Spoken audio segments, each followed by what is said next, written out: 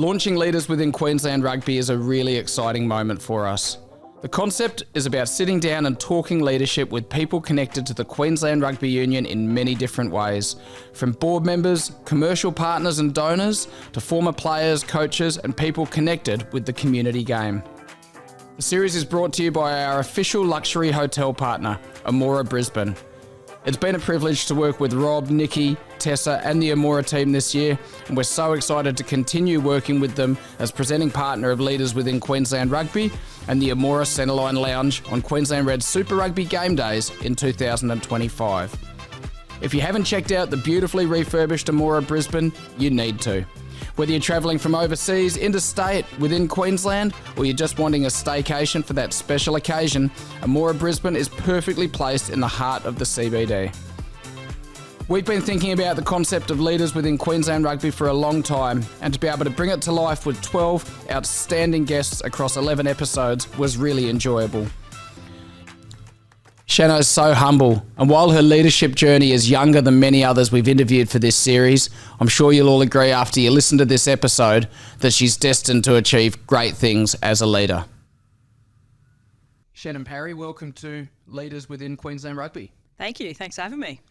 What's your current role within rugby? What are you currently doing? Yeah, for me, after I finished playing, I moved back to Brisbane and undertook a position here with the Australian youth team and creating a Queensland Academy of Sport youth program. And just this year, I've been fortunate enough to take the reins of the Australia A team, as well as the Queensland head coach of the Academy of Sport here in Queensland. So really loving it, transitioned well from player to coach now, and yeah, found my feet under the desk.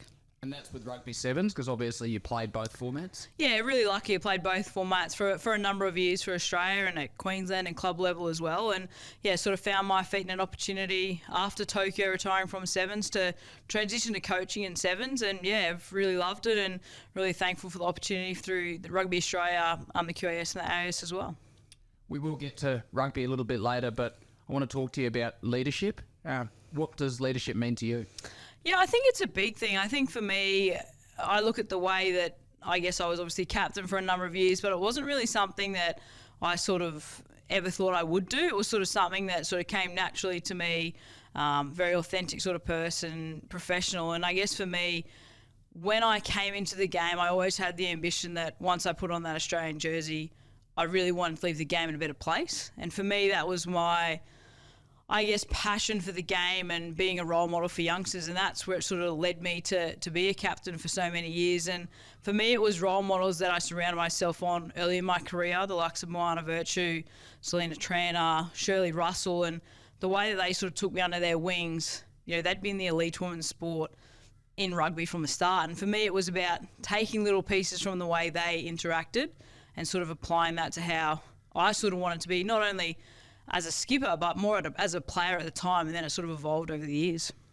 Can you tell me some examples of some of those traits that you took from those women and from other leaders who you base your leadership style upon? The big thing from Mo was around the people. It's about creating, in terms of coaching and people and players, it's about relating to the person first before the player, and that's something that I really believe helps me be an effective coach with the generation that's coming through now, is getting to know them as people. And it's the same with my direct support team as well. I need to know them as people before an S&C or before a medical person. So for me, that's something that I've really drawn upon. And Selena Tranter was just the way that, for her, it was 110% in. It was a team first mentality. It was all around being professional, doing the right thing. And, you know, they're two people that, as I said early on, sort of, they were, I guess, finishing towards the end of their career, and I was sort of the young kid on the block, and just sort of thought, yeah, she's got something. That's why she's the number 7 for the Wallaroos at the time. And Moana Virtue had done a lot of things in sport and then sort of transitioned out to coaching. And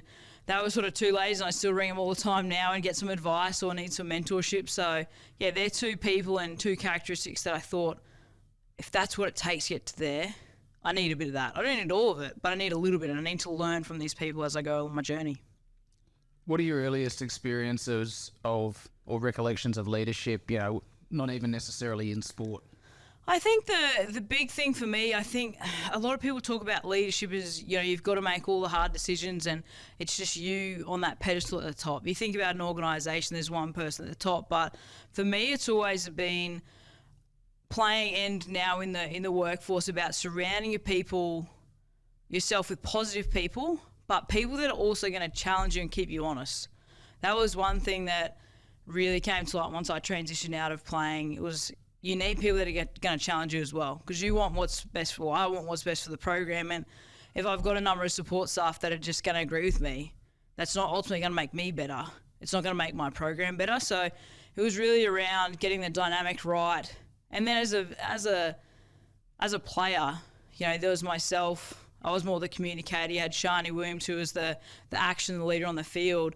And then we had Emily Cherry, who was sort of the strategist that, you know, she didn't want the title. She didn't want to really be in the front line, so to speak. She was sort of the strategist at the back. So the three of us together, everyone brought something different to the table, but everyone was okay with being honest and having those difficult conversations as well. You say someone like Ches didn't want the title. Did you aspire to be a leader? Was it something that came naturally that you wanted?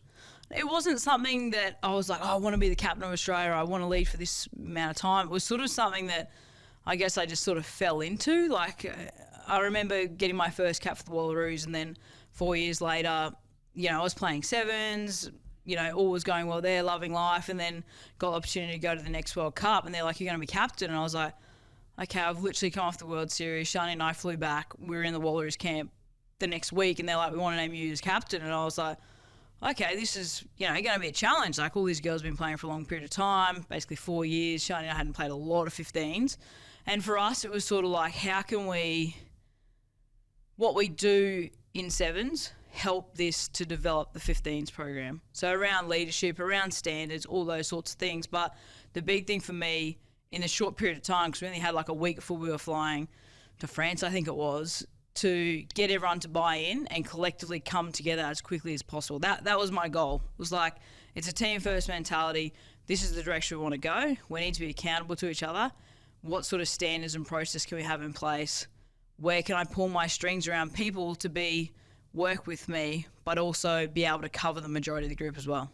It must have been daunting going into that group, an established group, and being anointed as a leader. Did you have any challenges that you had to work through? Yeah, I definitely think there were people, you know, looking back on it now, probably not at the time, but there were definitely people that didn't agree with myself being named captain. But for me, it wasn't something I could control. I knew that I could have an influence on the group, and for me, it was about building those relationships, as I said, as quick as possible, but also relying on other experienced people that were in the group. They may have been the captain sort of the tour before, and then it's like, well, you're not the captain now, Shannon's the captain. So for me, it was really around relying on those other people and using their experiences and how I can use them to help me influence the group as well. You referenced leading alongside Shani. We hear a lot about co-captains in sport and the delineation of duties. Mm-hmm. What about the times when you're not on the same page? It's inevitable that you would confront those at times. Yeah, I think that's the reality of it, and there's no sugarcoating in saying that, you know, sometimes on the field Shani and I didn't agree, or Chessie and I didn't agree, or we didn't agree with Charlotte. Like, that's just the nature of the game and being in a high performance environment. But I think at the end of the day, you would have those difficult conversations, but, you know, we're still best mates today. Do you know what I mean? Like, you were able to, in the professional environment, draw that line in the sand and go, okay, I give a little bit, I take a little bit, we're in the middle, yeah, we're in agreement, we leave it, that's where the team's going, and then we go that direction. Whether I agree 110% with it, I might not, but I've got to give a bit to take a little bit as well. Thanks to Amora Brisbane, presenting partner of Leaders within Queensland Rugby. Experience luxury reimagined at the Amora Hotel Brisbane. Find out more and book at amorahotels.com. It is different to, I guess, standalone leadership. We talk about leaders' strengths and weaknesses. No leader is perfect. You talked about difficult conversations. Mm-hmm. Is that something that came naturally to you? And what do you think are some of your other strengths as a leader? I wouldn't say it came naturally. I'd say early on in my leadership, being sort of a young captain in the game, was sort of, I wanted to be liked. And it wasn't until I sort of realised, well, at the end of the day, sometimes you got to be the good cop and sometimes you got to be the bad cop as well. If you're a team first mentality and you're accountable, you're professional, well, you got to be prepared to pull people up as well. And that was something that I didn't really realise at the start. And then it sort of took me that first campaign, the 2014 campaign as skipper, to go, okay, I get it now. I understand it. And, using my mentors and go, well, this happened. What would have you have done? And using those people to gain their experiences and their advice as well. And I think for me now, it's, I'm not afraid to have that difficult conversation. I'm not afraid to go, well, this is what's best for the team. This is what's best for my support team now, is to go this way or go that way. And I think for me, I've always been one who likes to uphold standards. I've always been one it's very black or white. It's not grey for me. And I think, as I said earlier, it was really around me being a role model. So I came into the game, and if I could encourage one girl to play the game, I've left the game in a better place in my eyes. Are there any specific examples you remember or that you reflect upon where you got it wrong as a leader? I'd say that 2014 campaign where I sort of got helicoptered in as the captain. I think I was obviously young as well. I was only 23, I think it was at the time. There are a lot of players that were a lot older than me that were either sort of towards the back end of their career, may have been their last World Cup, and the new kid on the block, you got to find your feet pretty quick. And for me, it was the first few weeks was challenging. I won't lie. I was like, geez, this is going to be a tough 4-week, 5-week, 6-week campaign. But obviously having Shani there helped. We'd worked together. We'd been in the sevens. We had the same vision, I guess, the same direction. The staff wanted us to help, I guess, create a bit of that momentum with the Wallaroos. And it was challenging because we'd been in a professional environment, high performance, day in, day out training to be better.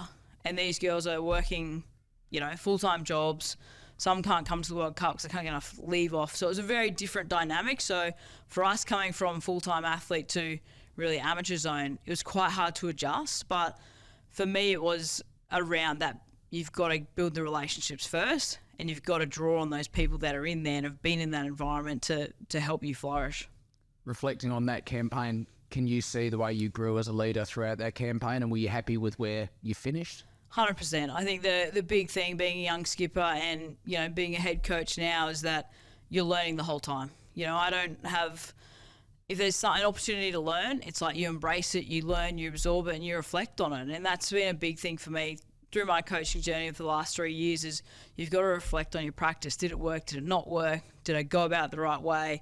Should I have engaged somebody else? And I think that's, as a leader, you've got to be able to reflect, because if you think you're perfect, you're never going to be successful. And you want to, or I personally want to consistently be challenged. I want to be challenged by my staff for me to be better, so I can also make my program better. Generation gaps by the time you retired after Tokyo, 2 Olympics, 6 Rugby World Cups across 15 sevens, Commonwealth Games, World Series Championships. By the time you retired, you had a smaller core of players who'd been in the program for 6, 7, 8 years, late 20s, early 30s. And then you had a big cohort of young girls coming through, 18, 19, 20, 21. How do you relate to that generation gap? Yeah, it's challenging, and it was challenging when I was in there as an athlete, because some of the originals that had been there from day one when we centralised in 2014, they were still there. So, and then, you bring in the social media, you bring in TikTok and all those sorts of things, whereas us older generation, it's not our thing, So adapting to that is part of the growth and development of the sport. And now I'm in it every day. I started my first years with the youth group and, looking after under 18s. Now I've got an open group that the oldest is 23, 24, the youngest is 16, still at school. So, but I think as a coach and as people, you have to develop with the generational change as well, like the access to phones and Instagram and all those sorts of things. As a coach, you have to adapt, and you've got to be able to, as I said before, it's all about relating more to the person before the athlete. Do you reflect and review your own leadership style and your own performance? That's a big thing for me, the reflection piece. And it wasn't really a lot, I would say, as a athlete, because I just went out, I did my business, I did what I needed to do. If hard conversations had to be had, I would have them. But it's more now that I've evolved and more, obviously having a teaching background, and now I've gone into coaching, it's more around campaigns.